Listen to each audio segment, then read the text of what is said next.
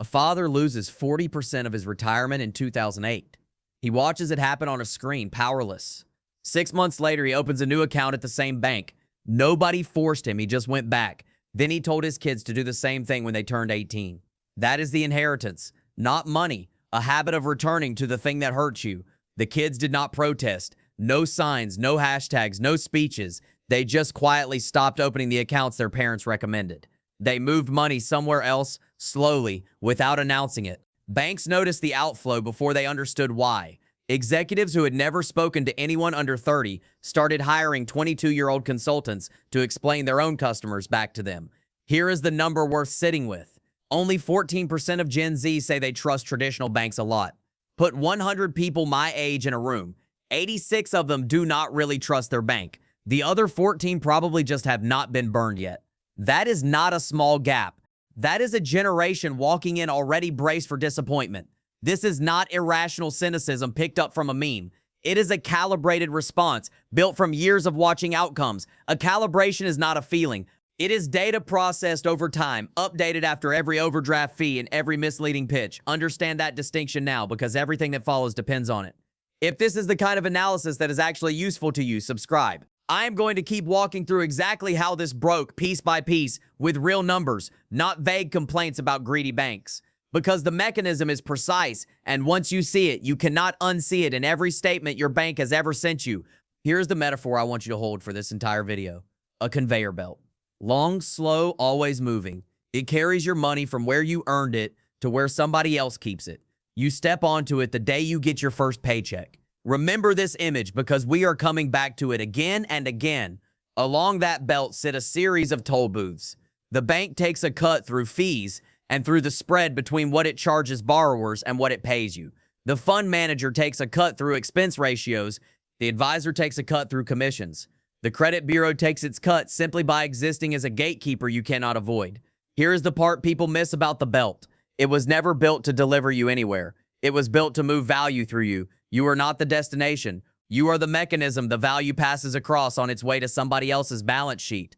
Once you see yourself as the mechanism instead of the customer, every fee starts to make a different kind of sense. If you were born in 1960 or 1970, the belt mostly worked. You rode it long enough, avoided catastrophic mistakes, and ended up somewhere decent. House, pension, some savings, slow but functional. Gen Z stepped onto a belt with the same paint job and completely different engineering underneath, and they noticed the difference faster than anyone expected. To understand why the engineering changed, you have to go back before Gen Z existed as consumers at all. You have to go back to 2008. Not because it is the whole story, but because it is where the crack in the belt first became visible to an entire generation of households at once. Picture a household in 2008. A kid, maybe 3, maybe 5 years old, watching a parent's savings account shrink on a laptop screen. The kid is not reading headlines. The kid is watching a parent lose a job, watching a house go underwater, watching the news explain that the same banks responsible for the collapse are getting rescued while the family gets nothing. Then, months later, that same parent walks back into a branch and opens a new account. That kid is not processing interest rate spreads. They are 6 years old, but they are absorbing something deeper than facts. They are learning at a level below language that money is precarious, that institutions are not reliable, and that nobody is coming to fix it for you. That lesson does not fade, it just waits for the kid to grow old enough to act on it. Fast forward 15 years, that kid is 20, working a part-time job, trying to figure out what to do with a few hundred saved dollars. A bank employee explains the savings account pays 0.3%, then tries to sell a credit card on top of it. And the kid, who watched the machine fail his own family and watched nobody get punished for it, simply says no. That is not defiance. That is pattern recognition. Here is where the clean story gets complicated. 2008 was not the disease. It was the moment the disease got loud enough for everyone to hear the machine grinding. The extraction had been happening quietly for decades before that, and smaller fees and smaller spreads nobody bothered to add up. 2008 just turned the volume up until it was impossible to ignore. Do this math with me, because nobody taught it in school. A 22-year-old puts $5,000 in a savings account paying 0.4% annually.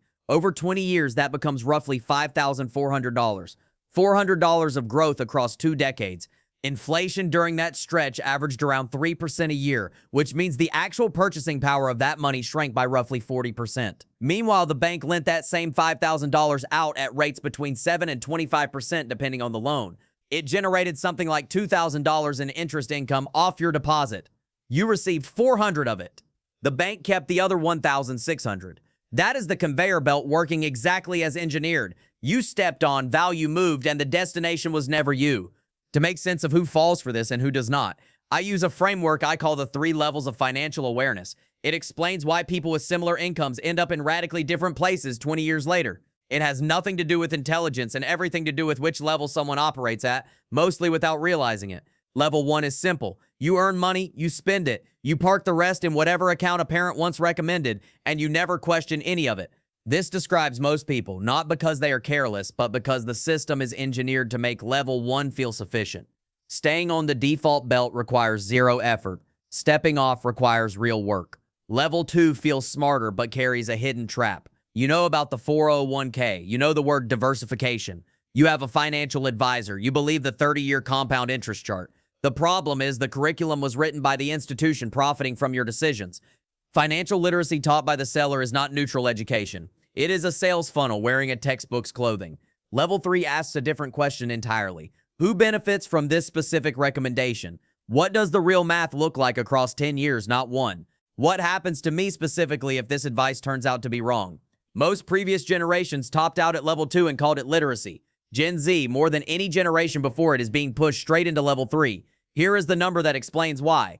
The top 10 financial influencers now reach more than 6 times the combined audience of the top 10 financial institutions worldwide.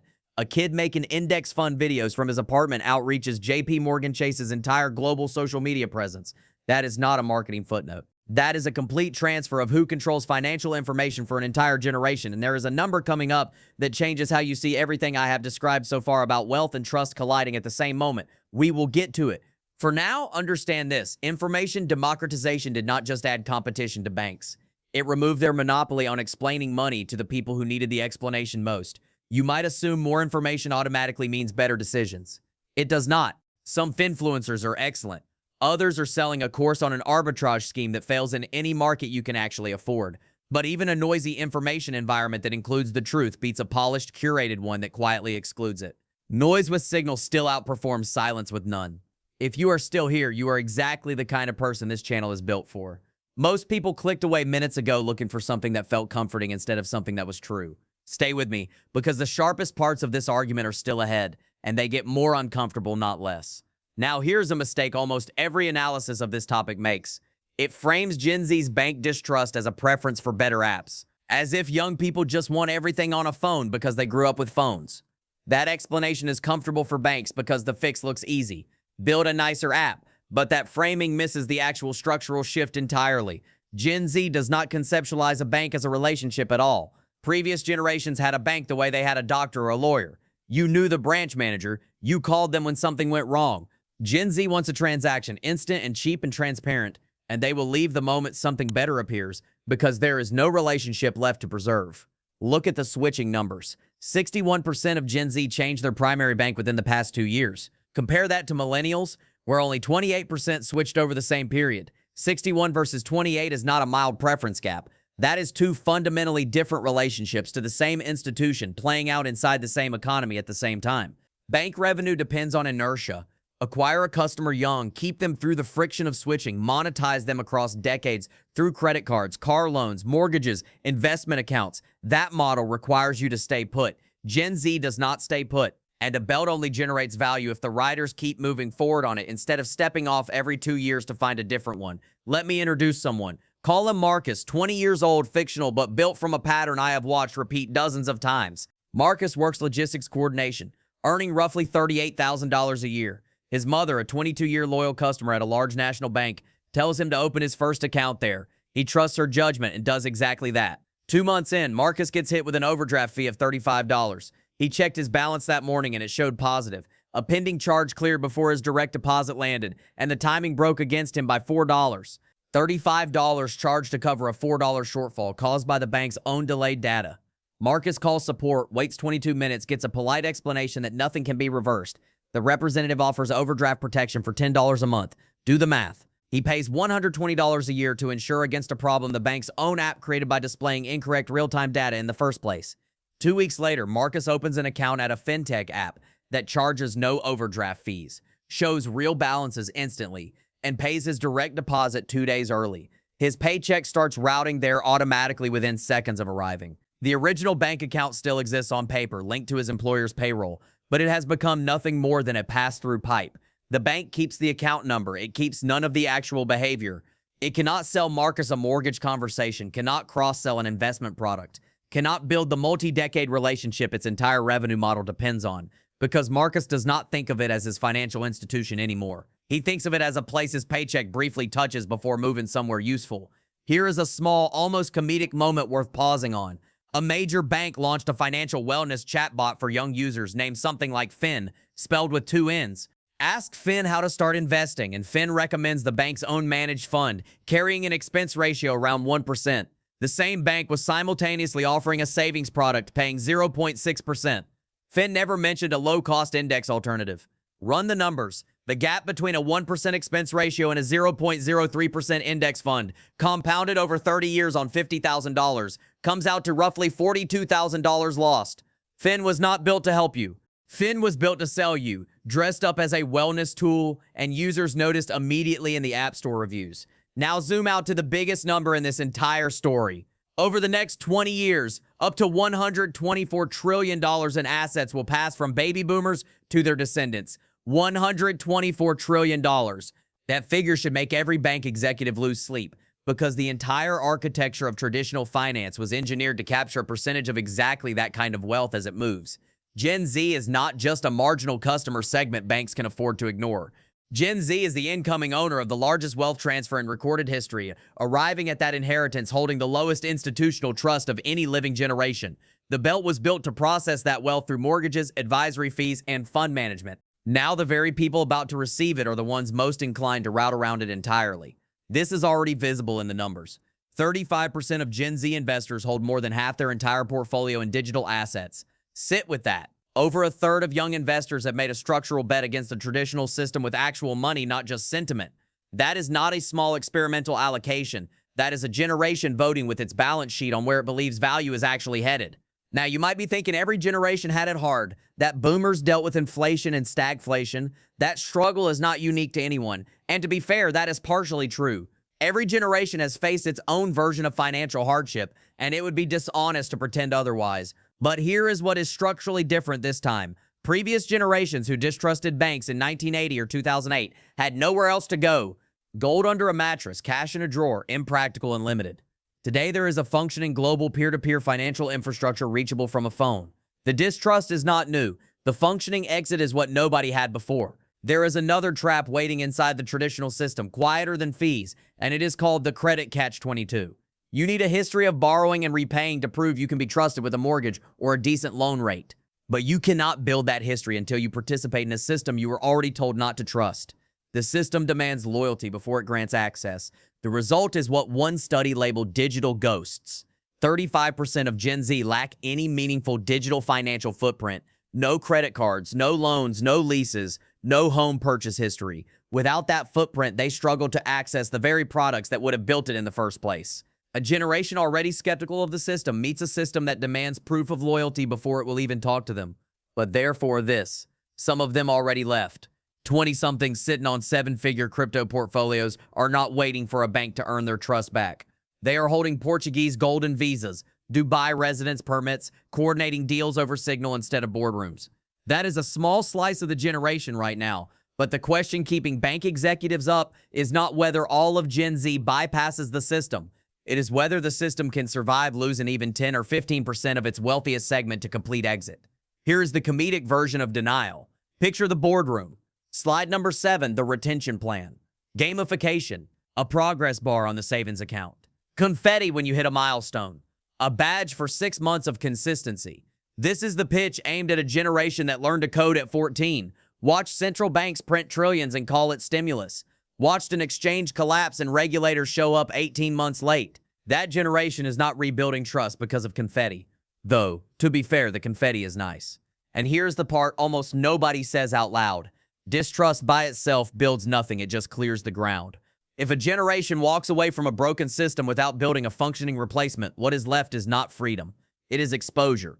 Rejecting a bad deal feels like a win in the moment, But a win only counts if what replaces it actually holds up under pressure. We have not tested that yet.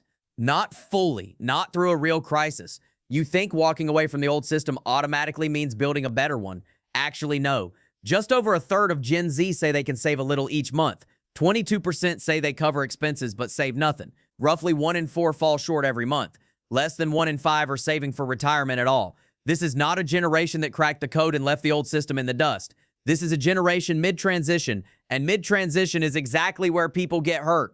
Therefore, the new infrastructure has its own cracks. 39% of Gen Z will delete a banking app after a single security incident, compared to 21% of millennials. One breach, one bad headline, and the relationship is over. 26% of Gen Z users who hit a data breach in a fintech app reverted back to traditional banking tools, at least temporarily. The apps are faster, the apps are cheaper, but loyalty in this generation runs in both directions and it can evaporate in a single afternoon. But we already got a preview of what happens when the new infrastructure meets a real crisis. 2023 Silicon Valley Bank. Depositors panicked, money moved overnight, and the failure spread through the tech and startup ecosystem faster than regulators expected. The FDIC stepped in. The system held, but it was close, and it was a reminder that neither the old belt nor the new rails have been fully stress tested through an actual sustained financial storm. Fast is not the same as proven. So here is the position I actually hold, and it is less dramatic than either side wants. Treat the entire financial landscape as a menu, not a religion. Use the traditional bank for what it is genuinely built for. FDIC insurance, established credit relationships, specific regulatory protection. Use fintech for speed, low fees, and automation. Use crypto and alternative assets for diversification away from fiat risk and access to asymmetric upside. Do not let any single one of them become your entire identity. Concrete version.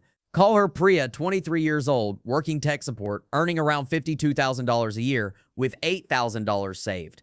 The traditional path, leave it in a savings account, paying 0.4%. Hope the employer 401k match does the work. Here is what Priya actually did instead. She kept $2,000 in checking for bills. She moved $4,000 into a high-yield savings account, paying around 4.5%. Then she opened a Roth IRA and bought a broad market index fund with an expense ratio of 0.03%. Therefore, run the math forward. That index fund charges her about $3 a year on $10,000 instead of $80 at a typical 1% expense ratio. Small gap in year one, compounded over 30 years on a fully grown retirement account. That gap becomes somewhere between $80,000 and $150,000. Not because Priya is a genius, because she picked a different toll booth on the same conveyor belt at age 23 and let 3 decades of compounding do the rest. You think her skepticism was just anxiety getting in the way of normal financial behavior? Actually, the opposite. Her distrust was the mechanism that worked in her favor. She found this on YouTube, not from a bank, because the institution she was skeptical of genuinely was not offering her the best available product. Distrust is not automatically good. It is a tool. In her specific case, applied precisely, aimed at a system that really was underperforming, it made her measurably richer. So here is rule 1, concrete and simple. Treat financial institutions as vendors, not partners. The entire marketing apparatus is built to make you feel like family. They call you a member. They send you a birthday email. They name their chatbot something friendly. None of that changes what the relationship actually is. Commercial, transactional, monitor the terms, switch when something better shows up. Feel loyalty to your own goals, never to the account number. Rule 2, build your information architecture before your financial architecture. Most people do this backwards, opening accounts and building habits first, then learning years later whether any of it made sense. Reverse the order. Spend 60 days learning before moving serious money. Learn the difference between a fiduciary and a broker. Learn what an expense ratio actually costs you at scale. 40 hours of deliberate study, and those 40 hours pay back more than almost anything else you could do with that time. And the final rule, the one that ties all of it together, distrust specifically, not generally. Blanket rejection of every institution costs you the things that are actually good deals. FDIC insurance, Roth IRA tax treatment, a credit history built cheaply and early. The people who end up wealthy are not the ones who trusted blindly, and they are not the ones who rejected everything on principle either. They picked through the machine piece by piece. The conveyor belt is still running. The only question left is whether you are standing on it or you finally figured out where it goes. If you want more breakdowns like this, subscribe. I do this every week.